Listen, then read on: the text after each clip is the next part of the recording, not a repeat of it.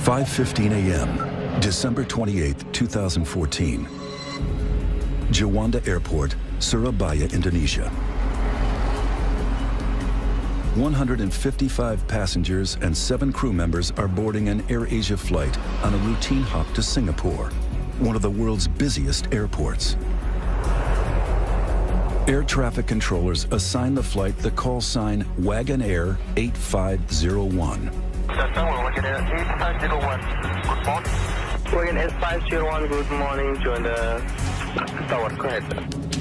At the helm is Captain Irianto, a 53-year-old former fighter pilot with more than 20,000 flying hours under his belt.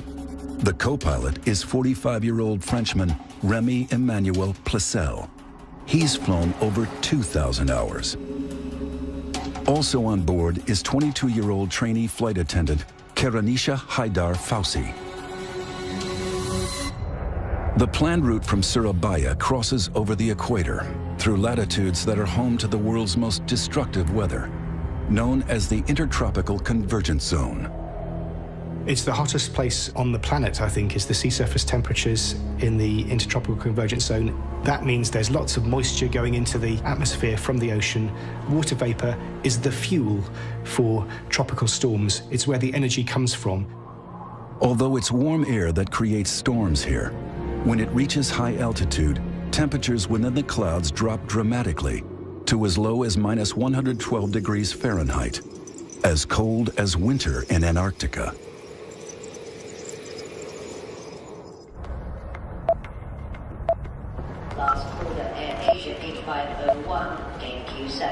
Inside the operations center, the weather is constantly monitored.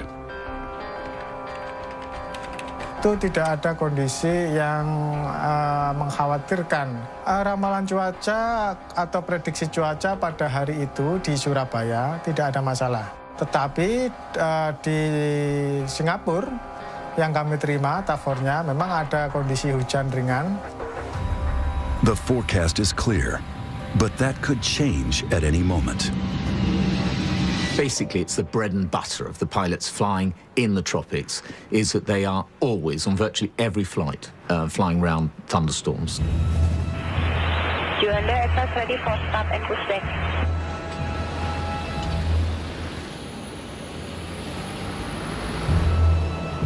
The plane is an Airbus A320, one of the most technologically advanced in the skies, and the world's best-selling single-aisle airliner.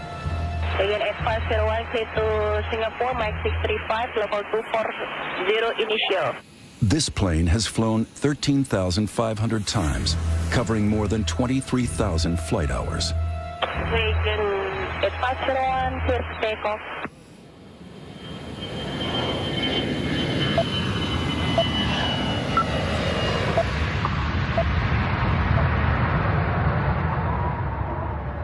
Passengers and crew settle in. 25 minutes into the flight, the plane is cruising at around 32,000 feet, now operating on full autopilot. A lot of the time, the plane is being flown by the autopilot. It's a normal flight. There's nothing abnormal about the situations or the scenario we're in. The Airbus 320's autopilot system consists of 7 computers. Airplanes are like computer games nowadays. There's a lot of pilots that will just engage the autopilot as soon as they're climbing to altitude and not touch it till they come home. And they can do that. It's literally that easy. As the plane approaches the equator, storm clouds are brewing over the Java Sea below. Severe storms can go from very small storms to very large, dangerous storms in a matter of just a few minutes. You can see a thunderstorm ahead of you or below you, and in the very few minutes you take to get there, it could have climbed several thousand feet above you. Air traffic controllers receive Flight 8501's final radio transmission. The plane requests permission to take a left turn and climb. Air traffic control will know where other aircraft are, and they either allow you to do the turn or they don't. Sometimes they may delay your turn until another aircraft has passed. Several nearby aircraft have already changed course to avoid flying into the heart of the storm. Some of them deviated to the left, there were some deviated to the right, some flying higher. With so many flights in the same airspace, air traffic controllers deny 8501's request to climb above the storm.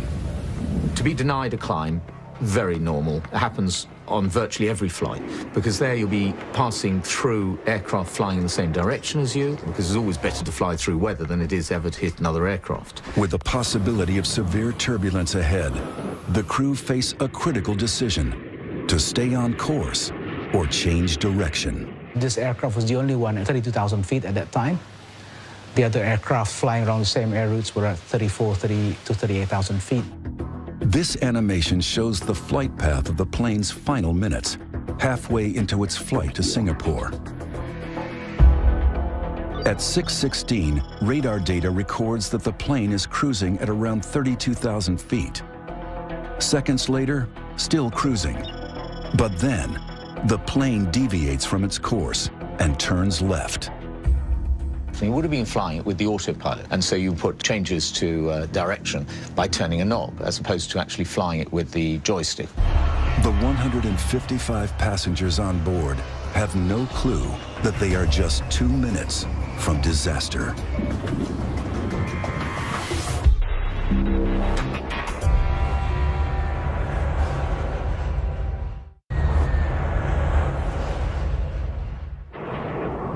December 28th, 2014.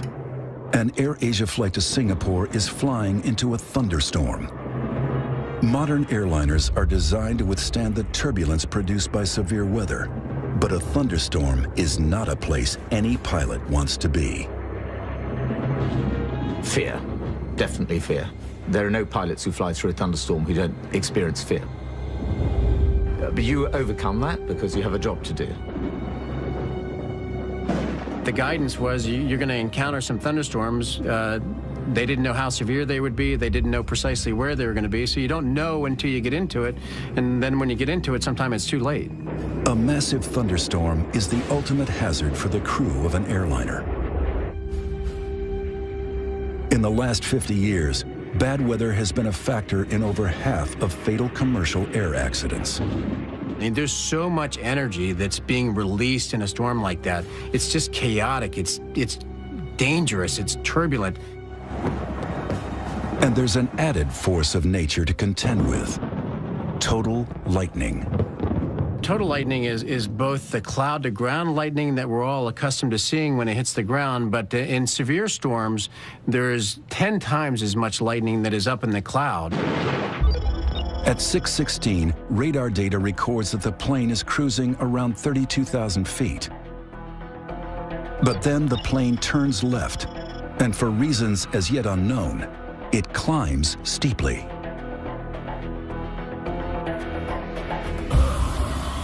It would be dark, there would be lightning. The rain would be very noisy on the airplane, you would hear it. The aircraft can shake, the instruments can become blurred as your head is shaking, the eyeballs literally shaking in your head. The responsibility is awesome. You've got the lives of many people on board. You don't actually focus on that when you're flying. And, you know, that's the honest truth. What you're thinking about is your own safety of flying the aircraft as it's supposed to be. And if you look after yourself, you're going to be looking after everybody else on that aircraft. And it's not just the pilots that are pushed to the limit. When a plane enters severe weather, it will be exposed to forces all around the aircraft, which are pushing it in a particular direction. And that can be torsional twisting and unloading and loading stresses on the airframe.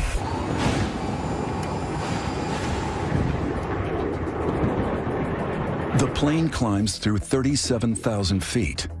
As it climbs, its speed slows to just over 400 miles per hour. Just 20 seconds later, the flight is around 38,000 feet. Then, it slows down even more. At 6:18 a.m., the plane goes missing from radar.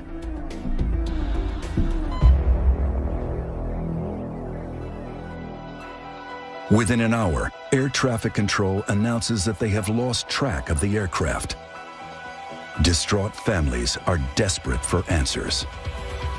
Airport manager Trikora Harjo prepares for the worst.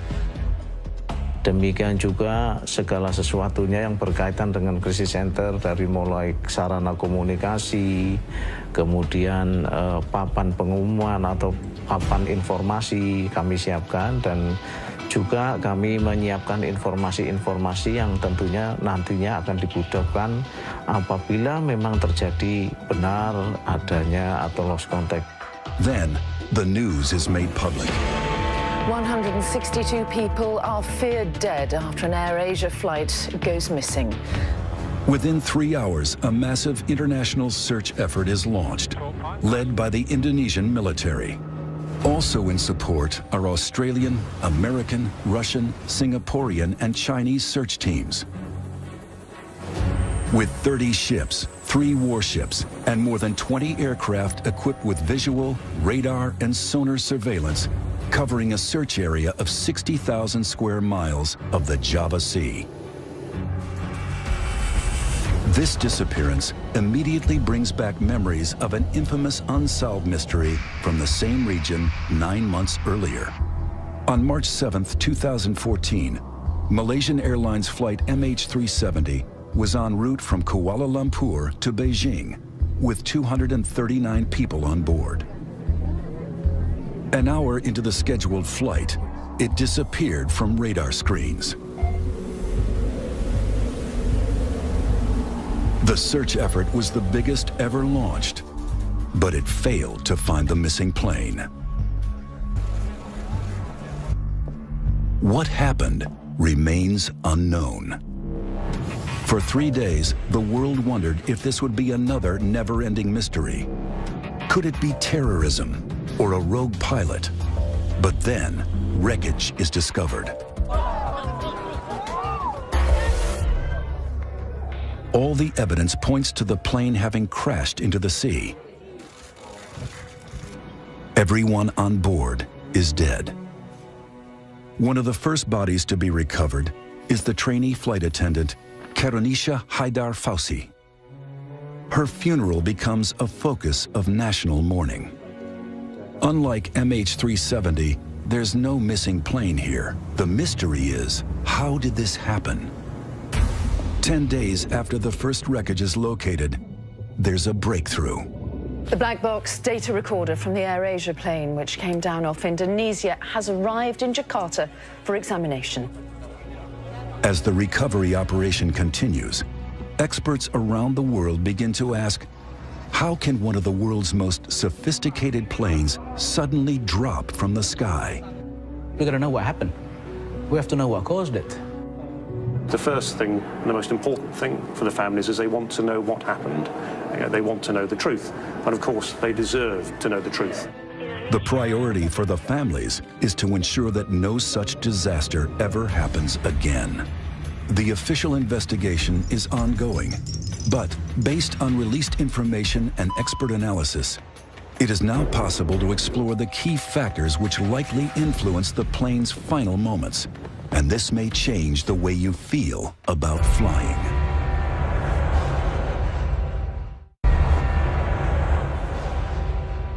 Though the researchers have the flight's black box, it only tells part of the story. Investigators dig into the data to tease out the accident's origin.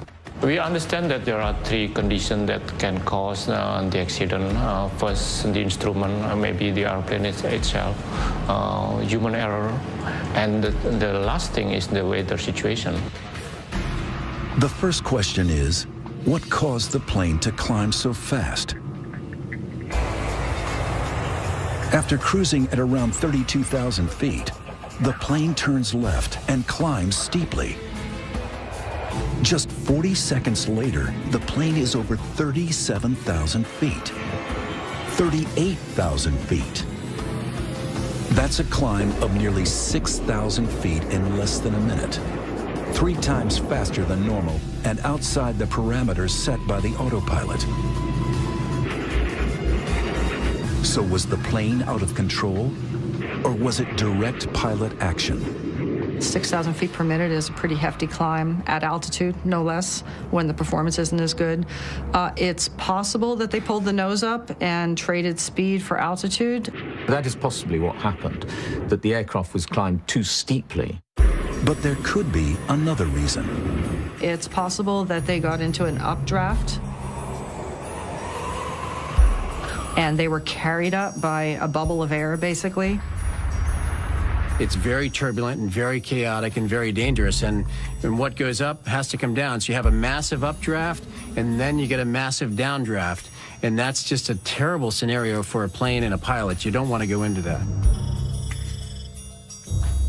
Experts have a good idea what happened after the plane got above 38,000 feet. The AirAsia flight must have stalled. Most people understand a stall as they would when they're driving a car, and that would be the engine stopping. That's not the case with aircraft. An aircraft stalling means that the airflow has actually broken away from the wing, and the aircraft no longer flies at this point. It is literally falling like a dead weight in the sky. The engine is still running, but the plane is falling. To see how this affects aircraft in flight, test pilot Dr. Guy Grattan is examining the profile of a wing in a wind tunnel. In the wind tunnel, you can see the flow demonstrated by these lines of smoke. At level flying, the airflow is steady around the wing. But then, as the angle of attack changes, just as it would in a climb, this happens. You reach a point where the flow starts to separate, starting at the rear top surface, and then it breaks up completely. This is known as the stall. Guy is going to put his skills to the test by pushing this plane to its limits and stalling it. Aerodynamically, the stall happens when the flow has broken up on the upper surface of the wing and it ceases to lift efficiently, and that causes the aeroplane to fully or partially lose control. This light aircraft is a Grumman AA-5, but the aerodynamic principles are the same for any plane, including the AirAsia flight. If the aeroplane stalls, a good pilot should be immediately reducing the angle of attack and increasing the power to recover. If they don't do that, what's likely to happen is an increased rate of descent, and either the aeroplane will remain in the stall until it hits the ground, or the aeroplane can enter a spin. For an unprepared pilot, the effects of a stall can be catastrophic. During takeoff in Afghanistan, after its cargo shifted to the back of the hold, this freight plane stalled.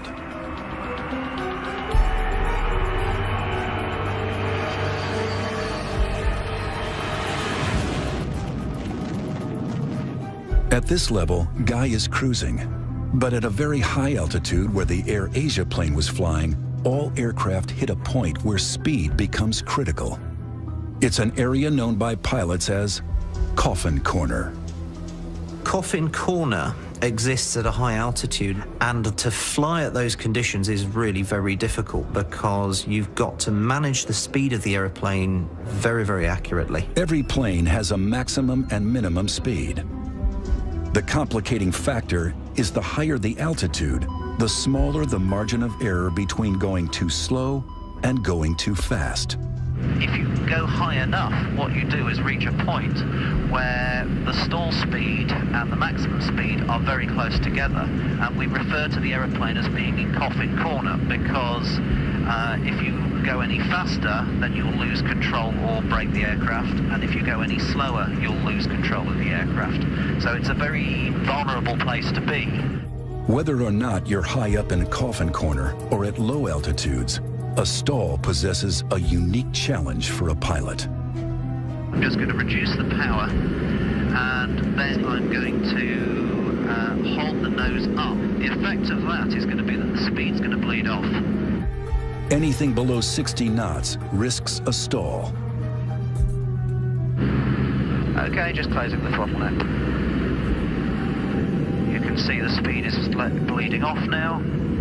At 65 knots, I've got a stall warner. Could this be what happened to the AirAsia 60, flight? the airplane's starting to wallow. You can see the nose coming up. I've lost view of the horizon in front of me. At about 55, I'm about to lose it.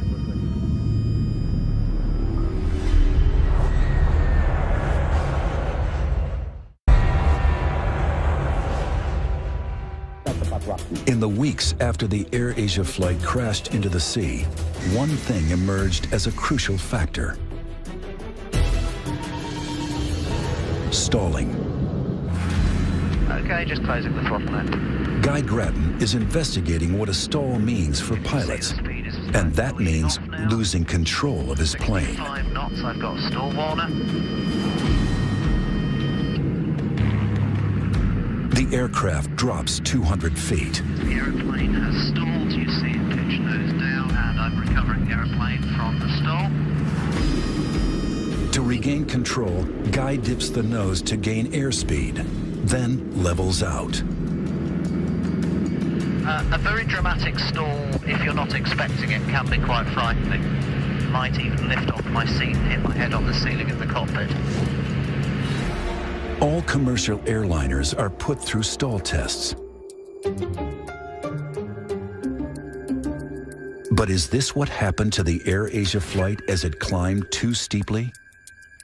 And if so, how did the plane get to this dangerous point?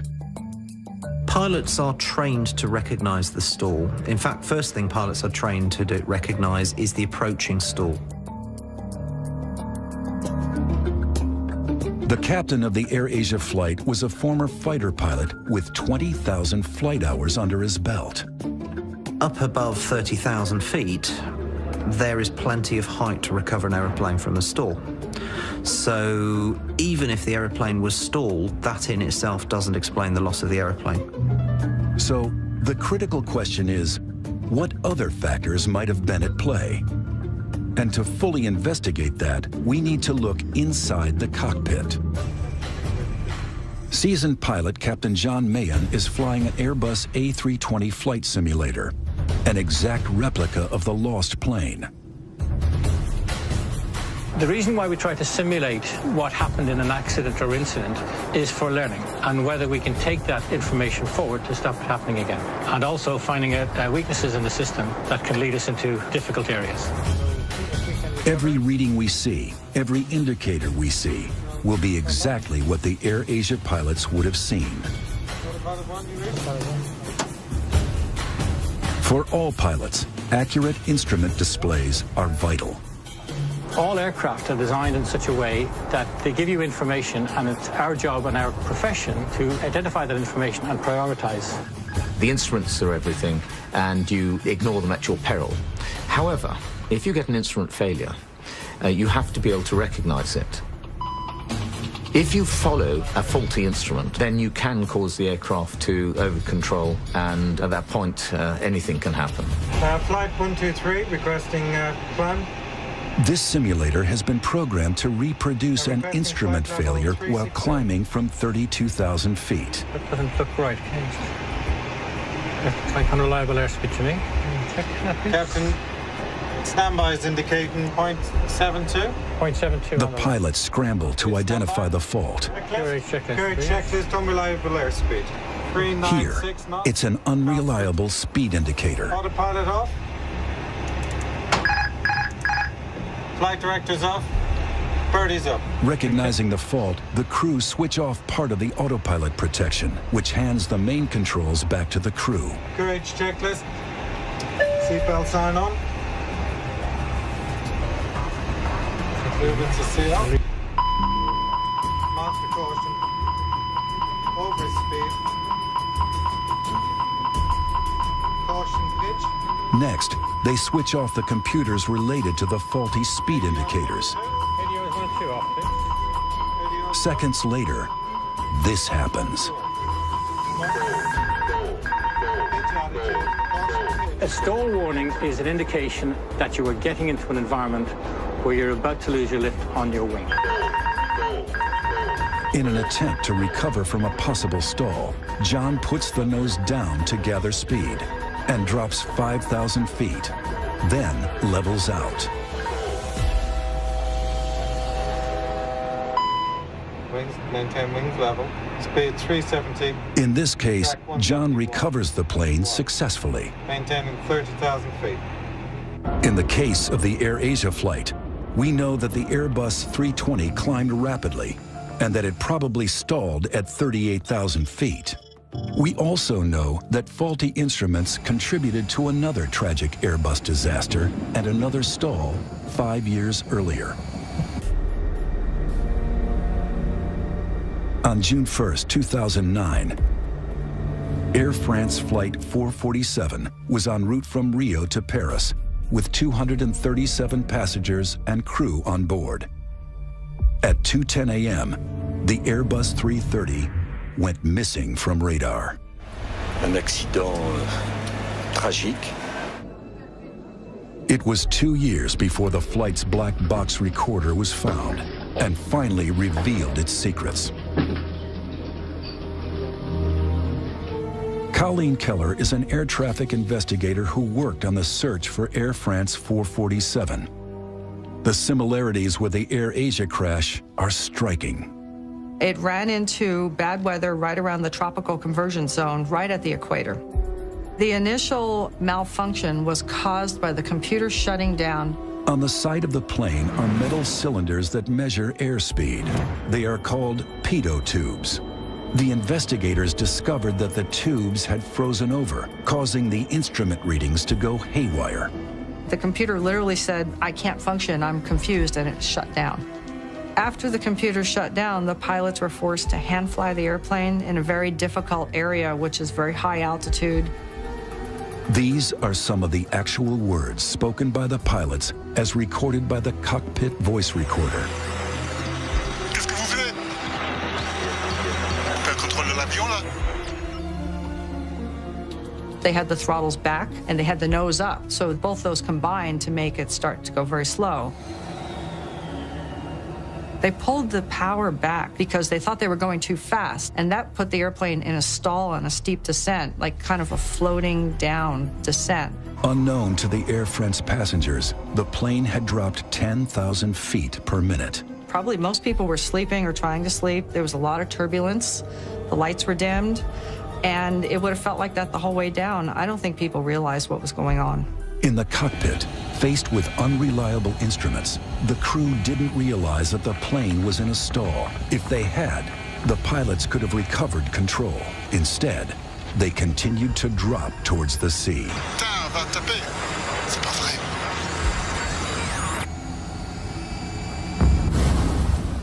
Why did they do that? It's impossible to tell because we can't really get into the minds of the pilots who died there. The Air France tragedy highlighted the fact that pilots need to have better basic skills. I think people were very surprised at the confusion in the cockpit. People think of pilots as being very professional, but they're just human. Did the AirAsia flight suffer a similar fate? One thing we're looking at, which is rather like Air France 447, is potential problems with the aircraft, which then confuse the computer systems, which then cause a very heavy burden on the pilots. What could have forced these pilots to make a deadly split-second choice?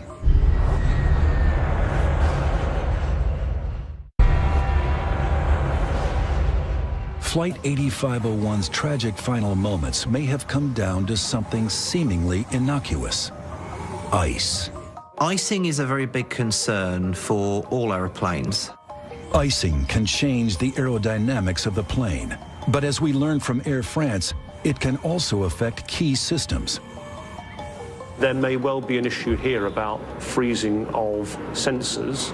Satellite weather data from the day of the AirAsia crash reveals incredible freezing temperatures in the clouds.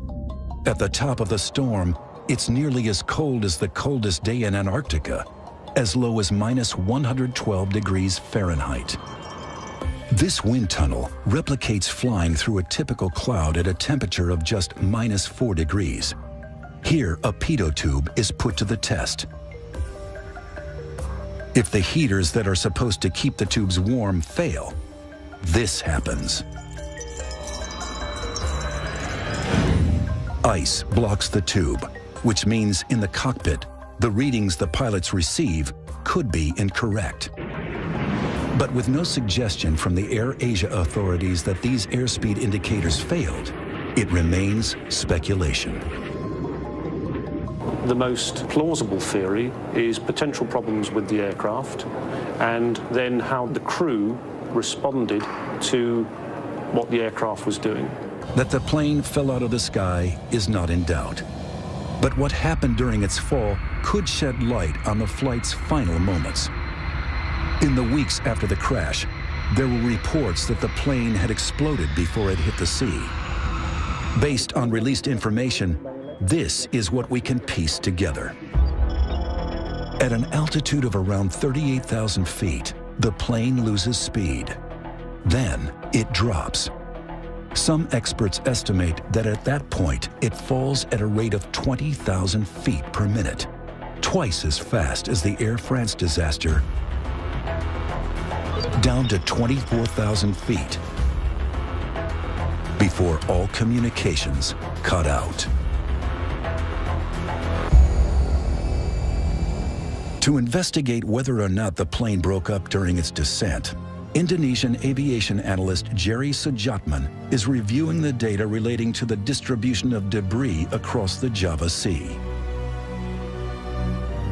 I think it's pretty certain that the aircraft went down in one piece. The wreckage pattern does not indicate any breakups prior to hitting the water, so we just have to look at the wreckage itself. And the telltale signs of it is that, yes, the aircraft would go down tail first, hit the water tail first.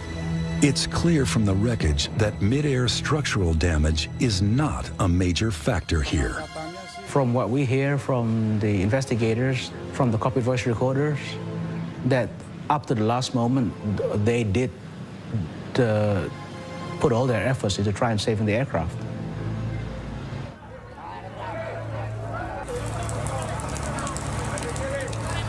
The official investigation is ongoing.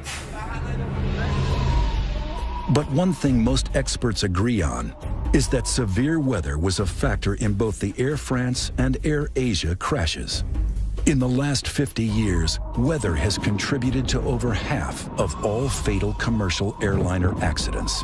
But there's one type of turbulence that doesn't occur in stormy skies, and it could affect all of us. Anyone who's been on a plane at cruising levels, flying through clear blue skies, you'll know that it's possible suddenly to hit turbulence that the pilot couldn't see coming, so it literally comes out of the blue. It's called clear air turbulence. At the moment, there's no onboard electronics that can see it. The pilot can't see it. It really is invisible. Inside pockets of air, wind direction changes suddenly and severely. It's been known to cause structural damage to planes and has caused injury and death. The shocking truth is that an Air Asia type event could happen anywhere in the world today. There's still not the technology in place for controllers and pilots to make sure that they don't fly into severe weather.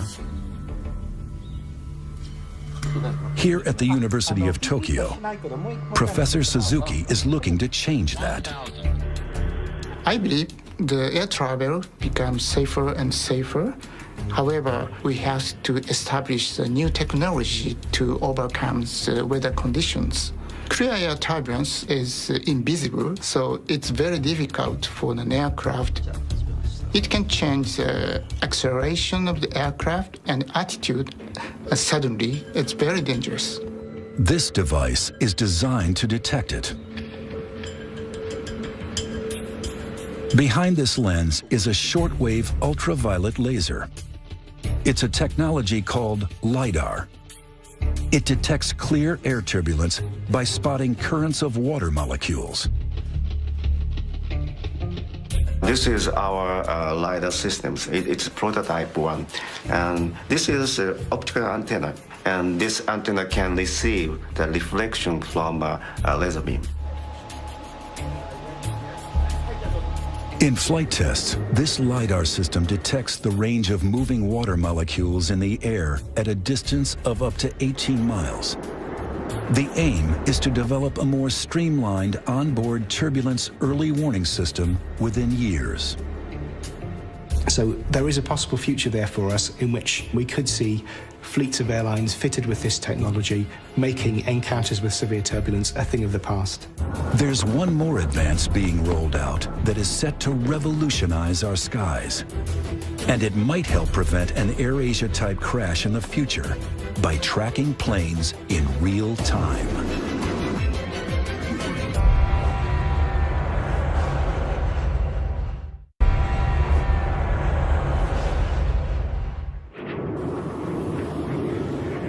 When the AirAsia flight crashed, scientists around the world continued their search for solutions to safer and more efficient air travel in the future. It's just amazing to me how complex the airspace is. From pilot to air traffic controller, many different systems interchange information and data. Our current technology is unable to track all those planes as they move around the globe. I think that it was a shock with the recent tragedies that occurred, that people started to realize that the whole Earth is not covered, and there are vast amounts of oceans and mountainous areas that are not covered. It's estimated that 70% of the world's airspace is out of the range of radar. Currently, what controllers see when aircraft are crossing the oceans are a dot that was placed by an airplane reporting back, say, 10 minutes ago, and they know where it's supposed to be 10 minutes later. So really, there's a 10-minute gap, which is basically 80 miles apart. That's because there's no real-time surveillance or tracking of that aircraft in between. Here at the Ariane facility in Virginia, engineers are changing that. This is one of the most revolutionary advancements in air traffic control since radar. 66 Iridium satellites are readying for launch for full operation in 2018. The satellite network will cover the globe, receiving signals from every plane everywhere on the planet, relaying information to controllers on the ground. Think of it as a GPS receiver on board all of the airplanes that transmits its precise location in real time to air traffic control authorities. By putting an ADS-B receiver on board each satellite, we realized that we would create something that was not possible before. If this technology were available now, MH370 would have been better tracked, and the AirAsia flight would have been found within hours, not days. With second-by-second information, air traffic controllers will be better equipped for a quick response to pilots who need a sudden change of altitude. The AirAsia flight might not have been denied permission to climb to avoid a storm. The altitude changes are important because a lot of those requests are a function of weather. So when the pilot says he's over a particular point and he's requesting to change altitude, the controller will have the screen to look at, and the pilot will have a higher rate of responsiveness from the controller based on the fact that they have a shared situational awareness. Global tracking of flights will make managing flights safer and more efficient. But a critical issue remains. There's one unpredictable factor that's a cause in up to 80% of all air crashes: human error. I think the public is wondering how safe flying is. People are afraid of airplanes crashing because the crashes are so horrific when they happen. A lot of people die at once, and they think about that. But truly, aviation is a lot safer than most other forms of transportation. However safe day-to-day flying is, the fatal Air France crash tells us that too much technology in the cockpit can cause confusion. You've got a very highly automated aircraft, and crews sometimes struggle to deal with the complexities of the automated systems, and they are not trained to deal in an emergency or difficult situation with manually flying an aircraft. Are pilots becoming over-reliant on computers? Pilots today have lost their skills. They're not hand-flying the aircraft as often as they have done in the past, and therefore when they have to do so, they're not as skillful doing it. And there's no question about it, because practice makes perfect. But overall, we're much better off with this automation. The answer seems simple: more training and more experience at the helm. Everybody knows that pilots should probably be flying manually more than they are doing. Technological advances are seeking to keep up with ever-increasing demands for travel and making flights better able to cope with increasingly violent weather. But for the families of the passengers and crew of the AirAsia flight, their hope is that a tragedy like this will never happen again. They want future accidents to be prevented of a similar type. And so it is vital that the causes are identified for what brought this aircraft down, and more importantly, that those causes are then acted on so that other families don't have to go through what the AirAsia families have gone through.